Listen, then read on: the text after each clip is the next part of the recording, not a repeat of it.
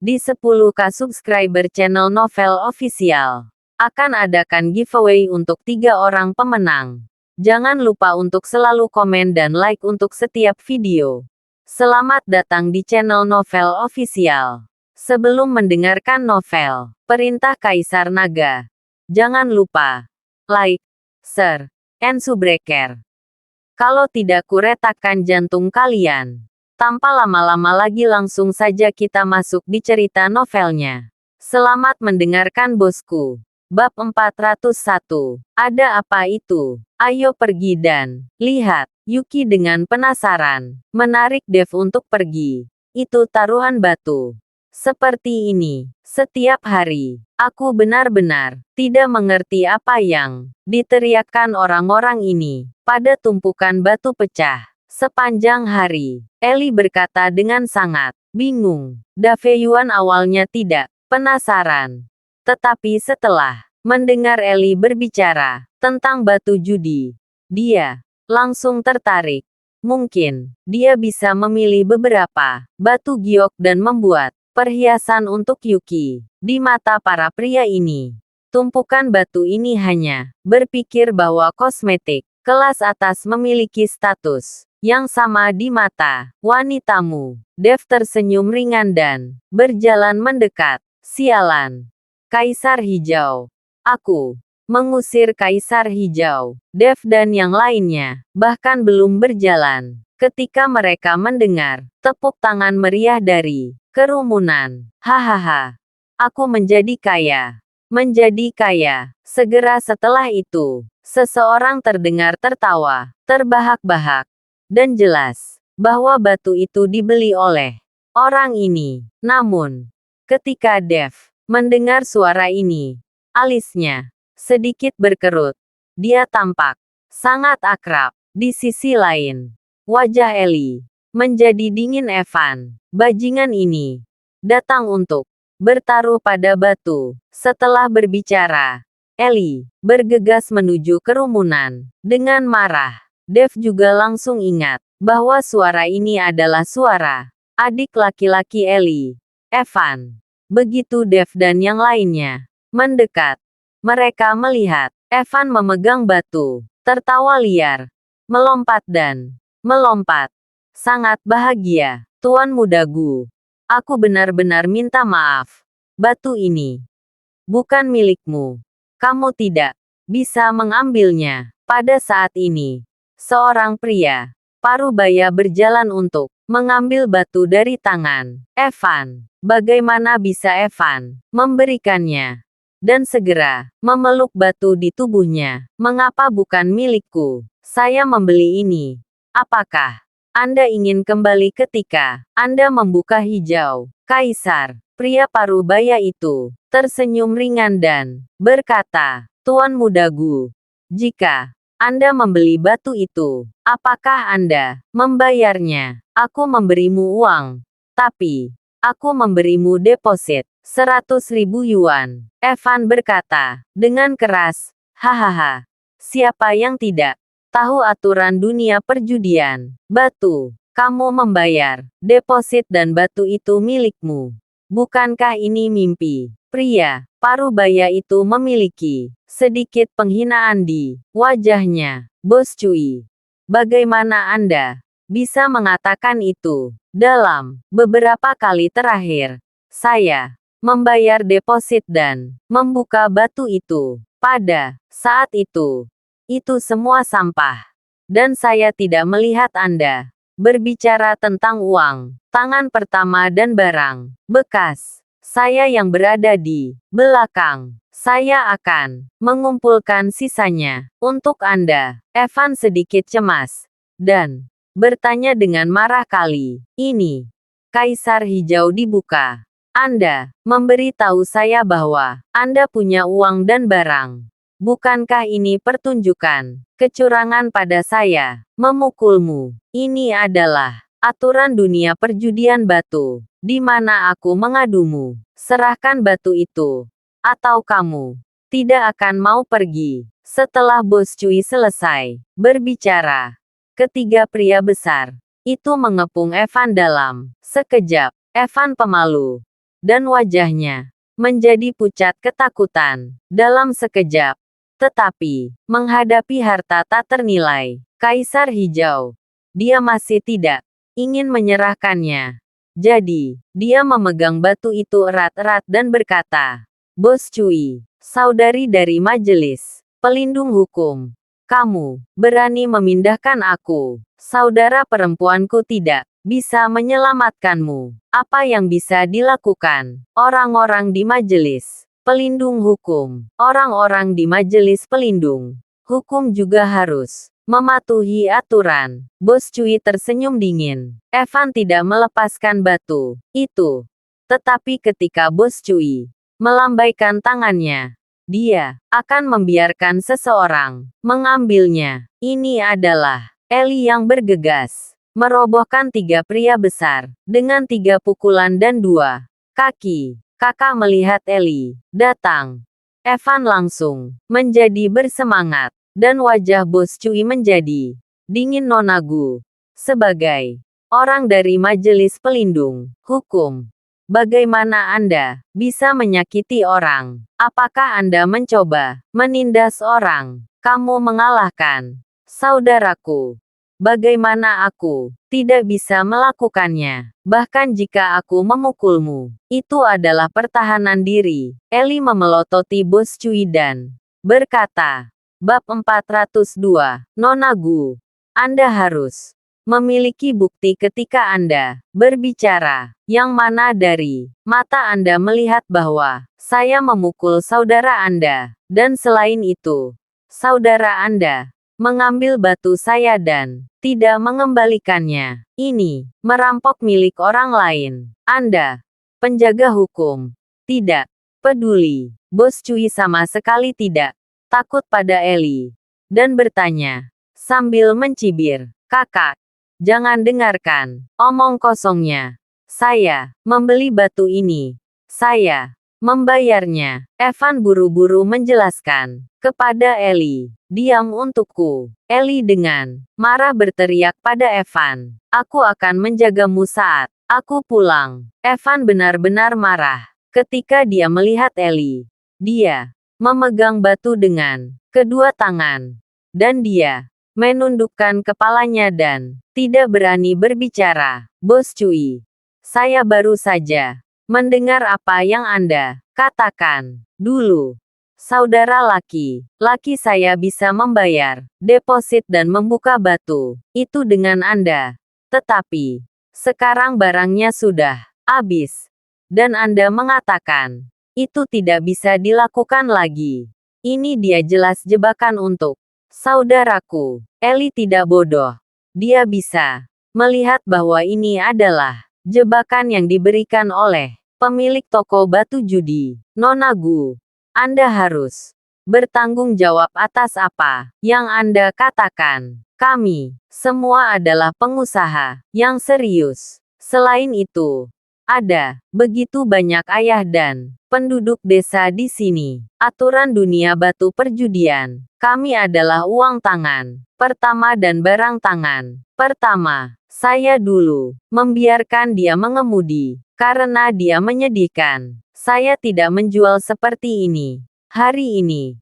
Bukan. Apakah itu melanggar hukum?" Bos Cui melihat agresivitas Eli, dan untuk sementara waktu, Eli terdiam. "Berikan batu itu padanya." Pada saat ini, Dev dan Yuki juga masuk dari kerumunan. Kakak ipar mata Evan berbinar ketika dia melihat Dev. "Kakak ipar, ini hijau kekaisaran, dan nilainya setidaknya beberapa juta. Bagaimana Anda bisa mengembalikannya kepada mereka?" Kakak ipar Evan menakuti Eli dan Dev.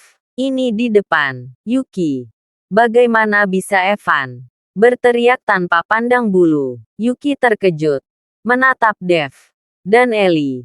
Wajahnya penuh keraguan. "Evan, kamu bajingan. Sudah berapa kali aku memberitahumu? Aku tidak ada hubungannya dengan Dev. Dia bukan saudara iparmu. Mengapa kamu berteriak? Pacar Dev adalah Saudara perempuanmu Yuki. Dia milikku. Teman sekelas. Ellie tersipu dan berteriak pada Evan dengan keras. Evan tertegun sejenak. Hanya untuk menyadari bahwa Dev berpegangan tangan dengan Yuki. Ternyata Dev bukan pacar saudara perempuannya. Dia salah paham. Meskipun Evan sedikit kecewa. Pada saat ini, dia tidak bisa berteriak. Jadi dia mengalihkan pandangannya dan buru-buru menjelaskan, apa yang salah dengan saya? Memanggil saya ipar. Ini pacar saudara perempuan saya Yuki. Jadi saya bisa tidak disebut saudara ipar. Apakah itu? Apakah saya benar? Suster Yuki. Evan bertemu Yuki untuk pertama kalinya. Tetapi, seperti seorang kenalan lama, mereka saling memanggil sangat dekat. Ellie tertipu oleh Evan. Dan mata Dev berkilat kagum. Meskipun Evan ini pemalu dan pengecut, kemampuan reaksinya benar-benar tidak biasa. Yuki juga sangat gembira atas panggilan Evan. Dan bertanya pada Ellie, bertahanlah. Apakah ini adik nakal yang biasa kamu bicarakan di sekolah? Ellie mengangguk dan tidak mau memelototi Evan. Saudari Yuki, Anda harus memutuskan untuk saya. Saya membeli batu ini dengan uang. Dan mereka jelas menipu saya. Evan tahu bahwa kekuatan Dev tidak biasa. Dan dia pasti bukan orang biasa jika dia bisa menjalin hubungan dengan Aula Fata. Itu sebabnya dia membiarkan Yuki memutuskan untuknya. Selama Yuki berbicara, bisakah Dev patuh? Anda harus tahu bahwa dalam masyarakat saat ini, pria selalu mendengarkan wanita. Yuki melirik Dev. Bantu dia. Evan, kembalikan batu itu kepada mereka. Karena ada aturannya. Lalu lakukan hal-hal sesuai aturan. Dev berkata kepada Evan, kakak ipar. Ini Imperial Green.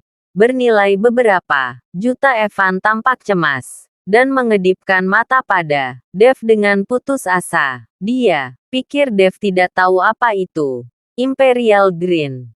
Bab 403. Berikan kepada mereka. Batu ini tidak berharga. Dev berkata lagi. Evan masih ingin mengatakan sesuatu. Tetapi, Ellie berkata dengan marah. Jika kamu tidak memberikannya kepada orang lain. Dasar otak babi. Kamu pantas ditipu oleh orang-orang dan meningkatkan ingatanmu. Evan tampak tak berdaya, dan akhirnya menggertakkan giginya. Dia hanya bisa melempar batu ke Bos Cui. Itu. Dan kemudian, menundukkan kepalanya dan tampak dekaden. Sudah kubilang, batu ini tidak berharga. Hanya memiliki lapisan tipis hijau, kekaisaran. Dan jika kamu memotongnya sedikit lagi, tidak akan ada apa-apa di dalamnya. Dev menepuk bahu Evan untuk membujuknya. Benarkah? Evan mengangkat kepalanya dan bertanya dengan heran. Jika itu masalahnya, maka batu itu tidak berharga. Dan itu tidak rugi bagiku. Tentu saja itu benar. Dev tersenyum ringan. Kemudian Bos Cui juga mendengar kata-kata Dev dan mencibir. Saya telah bermain judi batu selama beberapa dekade.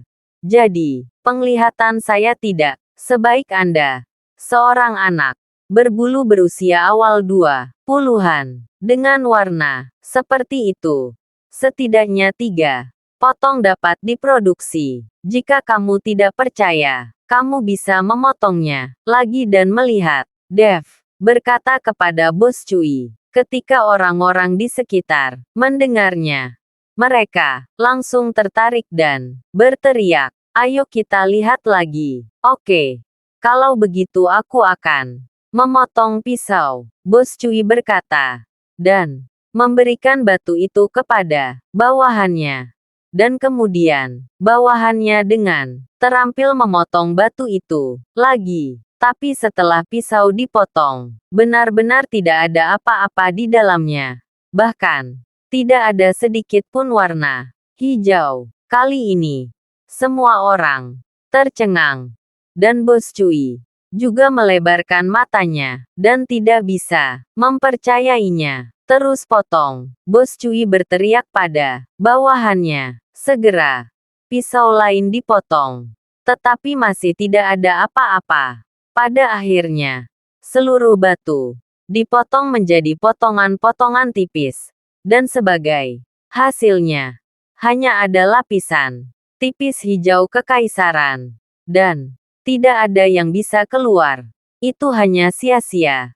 Tidak berharga. Kali ini, Bos Cui tercengang. Dan semua orang di sekitar memandang Dev dengan kaget. Hahaha. Keren. Keren. Cepat. Kembalikan depositnya padaku. Evan tertawa girang. Jika bukan karena kedatangan Dev, diperkirakan kali ini dia akan kalah menyedihkan lagi. Bos Cui memelototi Dev dengan kejam. Lalu menatap Evan dan berkata, aturan toko kami. Deposit tidak akan dikembalikan. Anda dapat memilih batu di dalamnya. Saya tidak menginginkannya lagi. Saya tidak dapat mempercayai toko Anda lagi. Kembalikan depositnya kepada saya. Evan tidak ingin bertaruh dengan batu di rumah mereka. Seperti yang saya katakan, deposit tidak akan dikembalikan. Entah Anda memilih batu kasar atau pergi. Bos Cui berkata dengan tatapan mendominasi. Kamu Evan hendak marah, tetapi dihentikan oleh Dev. Bisakah 100.000 keping ini diambil secara sewenang-wenang dari batu kasar? Tanya Dev. Tentu saja. Di tumpukan ini, Anda dapat memilih apapun yang Anda inginkan, kata Bos Cui sambil menunjuk ke tumpukan batu kasar di belakangnya. Dev melirik batu-batu kasar dan menggelengkan kepalanya diam-diam. Karena tidak ada hijau kekaisaran sama sekali. Bahkan BGS pun tidak. Tetapi ketika mata Dev menyapu tumpukan batu yang berantakan di sakunya, tubuhnya sedikit bergetar. Apakah batu-batu di sana baru saja dipetik? Dev bertanya, menunjuk ke tumpukan batu yang berantakan. Itu semua batu buangan yang terbuka. Jika kamu ingin mengambil satu, itu 10.000 yuan.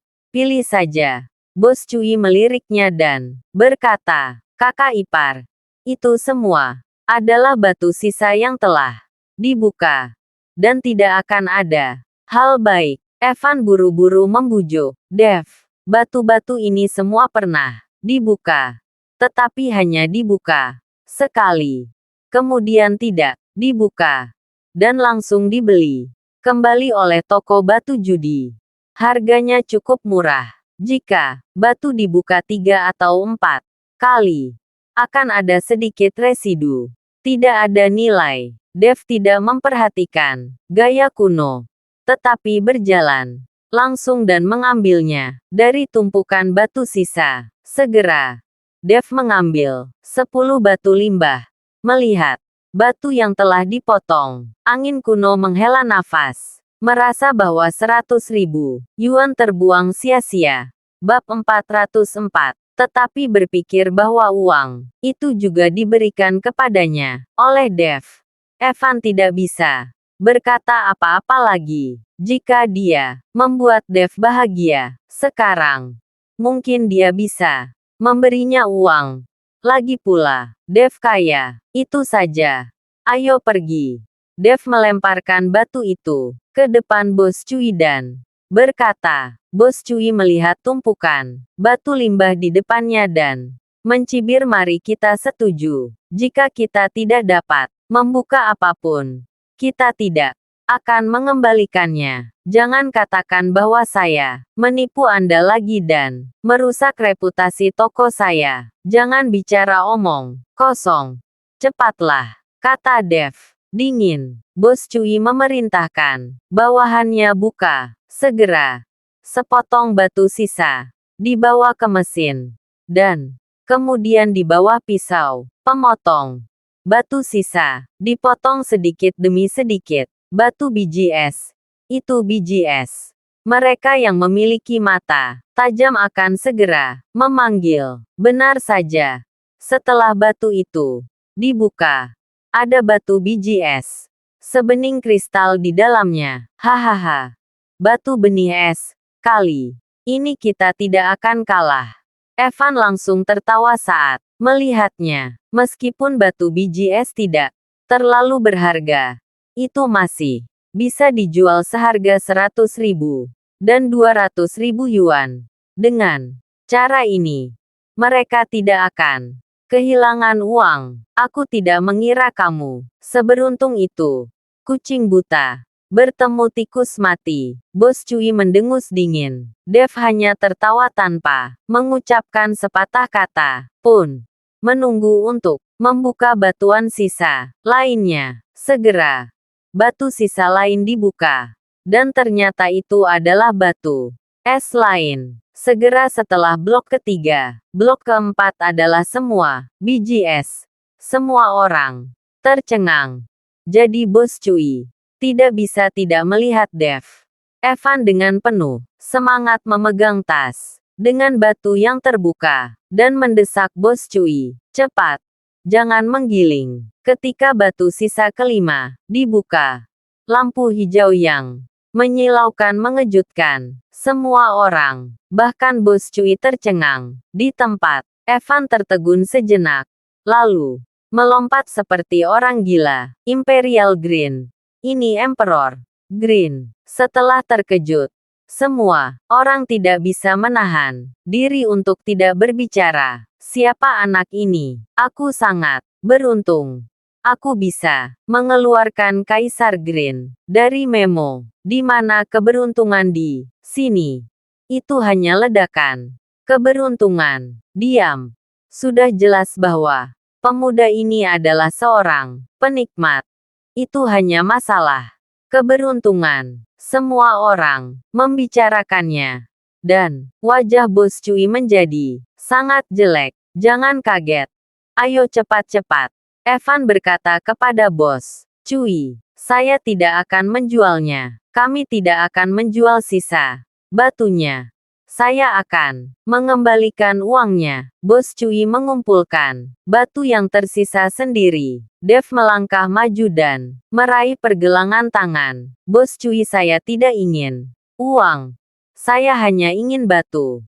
Ini uang dan barang. Bagaimana Anda bisa kembali? Ya, bagaimana kamu bisa kembali? Begitu banyak orang yang menonton. Evan juga melangkah maju untuk meraih Bos Cui dan berkata, "Huff, apakah kamu tahu toko siapa di sini? Berani menyentuhku di sini?" Bos Cui mendengus dingin dan langsung mengeluarkan lebih dari selusin pria besar dari dalam.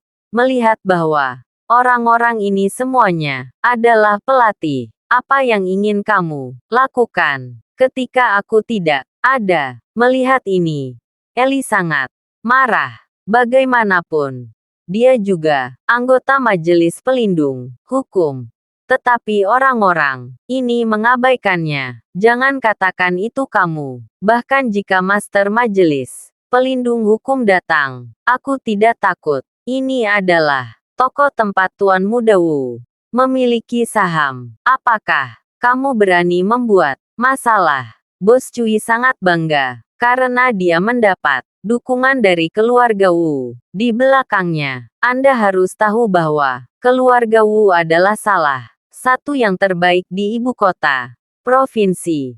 Dan Rei Wu, kepala keluarga Wu, juga salah satu dari 4 direktur aliansi Wu Dao. Bahkan jika itu adalah toko yang dibuka oleh Lao Su, kamu akan selesai membukakan batu itu untukku. Wajah Dev muram. Sial. Aku tidak akan membuka. Apalagi yang bisa kamu lakukan padaku? Bos Cui menamparkan wajahnya Bang! Dev menghancurkannya dengan satu pukulan. Dan secara langsung menyebabkan hidung dan mulut Bos Cui berdarah. Ini masih tangan Dev. Jika tidak, Bos Cui ini akan membuat kepalanya mekar. Bab 405. Sial.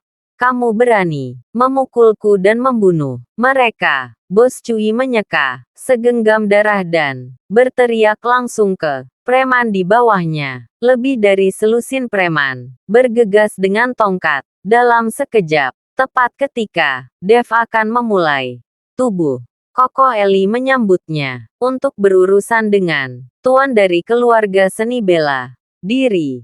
Eli bukanlah lawan, tetapi untuk menghadapinya dengan preman ini, guling masih lebih dari cukup. Bang bang bang, hanya dalam beberapa menit, selusin preman dipukuli hingga jatuh ke tanah oleh Eli. Kali ini Eli tidak menahan diri. Para preman itu mematahkan tangan atau kaki mereka. Terbakar. Bos Cui yang melihat adegan ini melangkah mundur lagi dan berkata dengan ekspresi muram, oke,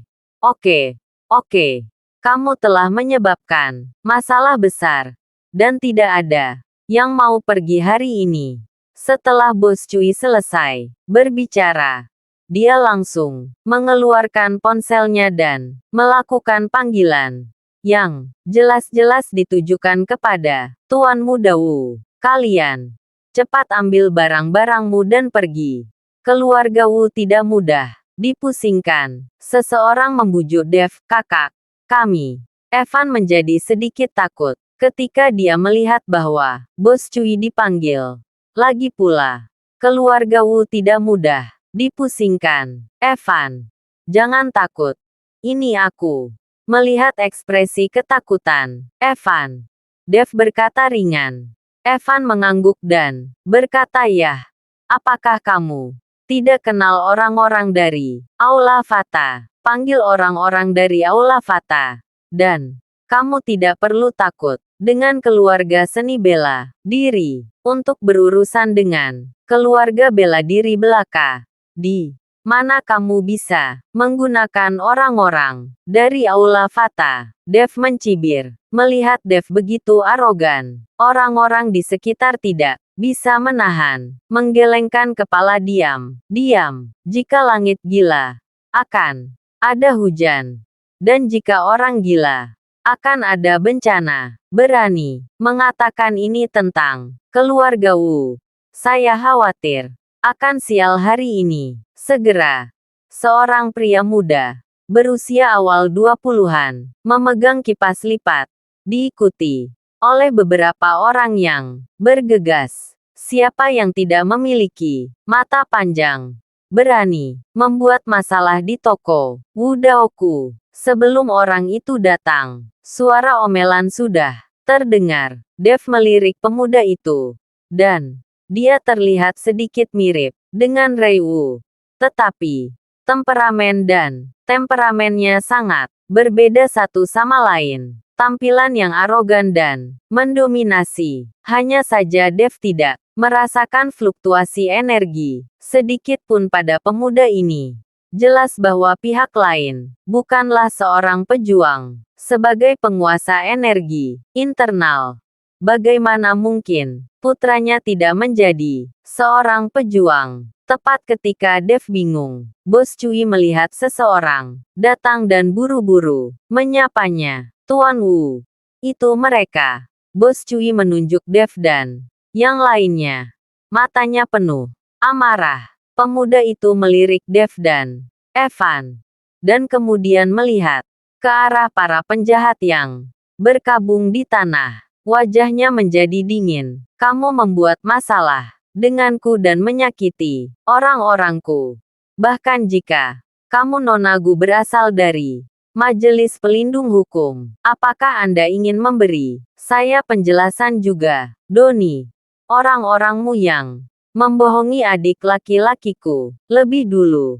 Dan seharusnya kamu yang ingin menjelaskan. Eli memelototi pemuda itu dan berkata, Saya hanya tahu bahwa Anda membujuk saya dan melukai orang-orang saya. Saya tidak tahu apa-apa tentang sisanya. Sekarang, saya minta maaf dan mengganti kerugian saya. Mungkin saya bisa menyelamatkan hidup Anda. Donnie Wu mengguncang kipas lipatnya dengan sikap yang sangat arogan. Bagaimana jika saya mengatakan tidak, Dev?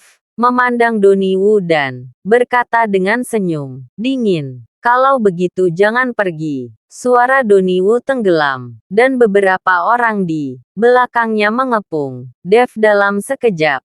Hanya ada seorang lelaki tua, kurus yang berdiri di samping Donnie Wu tanpa bergerak. Dev melirik mereka dan menemukan bahwa orang-orang ini semua adalah pejuang kekuatan internal. Dibandingkan dengan gangster kecil tadi, saya tidak tahu seberapa kuat. Dan lelaki tua kurus di samping Donnie Wu penuh energi. Dan napasnya terengah-engah. Lebih kuat dari seni bela diri. 61 tidak lemah sama sekali. Terima kasih sudah mendengarkan cerita novel Perintah Kaisar Naga. Sampai jumpa di cerita selanjutnya.